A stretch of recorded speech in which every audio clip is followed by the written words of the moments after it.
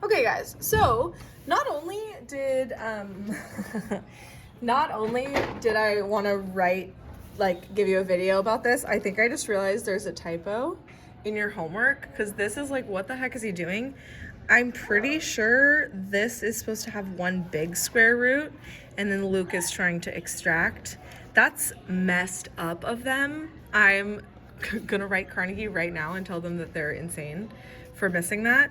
Anyway, you guys are extracting roots on this first page. So it's been a while since we've done extraction of roots, but if you take a look through what Luke and Elena did, that was their attempt at extracting roots. It means there's one big square root and then you try and take things out. We had a problem today that was also like that, and here are some practice problems down here you're also supposed to complete. So here's a problem that you got earlier with one little change. So let's say we have the third root of 27, x to the fourth, y to the sixth, z to the 10th. So there's two ways to do this. Luke and Elena both left it in radical form, but what you were supposed to do earlier with this 27 is actually cube root it. So typically we would do each of these separately. We would do the cubed root of 27, then we would do the cubed root of x to the fourth, the cubed root of y to the sixth, and then the cubed root of z to the 10th. Because if you split them up, we can treat them all separately. You don't need to write them all split up, as long as you know you're treating each of these variables separately when you evaluate and extract. So first thing, the cubed root of 27 extracts out into a 3. The cubed root of 27 is 3.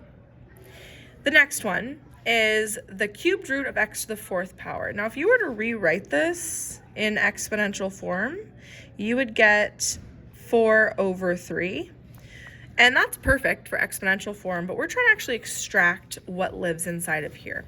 So if there's 4 x's multiplying inside of here, this is one way you'd write it. This is x times x times x times x, which is the same as x to the third times another x. And so 3 of these x's cancel with that index. This x to the third cancels with that index. So when you look at that 4, oops, bell rang, it's fourth period. When you look at this 4 here, you're supposed to say, oh, there's 3 x's in there that can actually cancel and move out to the front, and 1 left over. So you're going to take an x, move it out to the front, and then know that there's 1 x that's left over. It has to stay underneath the radical. Same thing for this one. If you either split this up into y times y times y times y times y, turns out this will cancel twice, which is the same as y to the 6/3. It turns into y squared. So whether you change this into y squared like this, or you take a look at that radical and you say this is y to the third times y to the third, and that cancels and that cancels, and you're left with y times y. It's a little bit messy, but y times y is y squared, and you have to know that the radical canceled and all that jazz, but all of this changes to y squared, which means it's just y squared. Nothing is left over. This gets to move out to the front to be part of our final answer.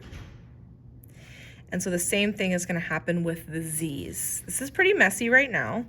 I extracted x and y squared, and I was left with the cubed root of x. And now I need to see how many z's get to cancel and move to the front, and how many are left over that have to stay underneath this radicand. And so if we're using our rules of exponents correctly, and I want to split this up into 3's, I need to remember that they have to add up to 10. So 3 plus 3, this is 6 of them. 9 of them, I need a total of 10 of them.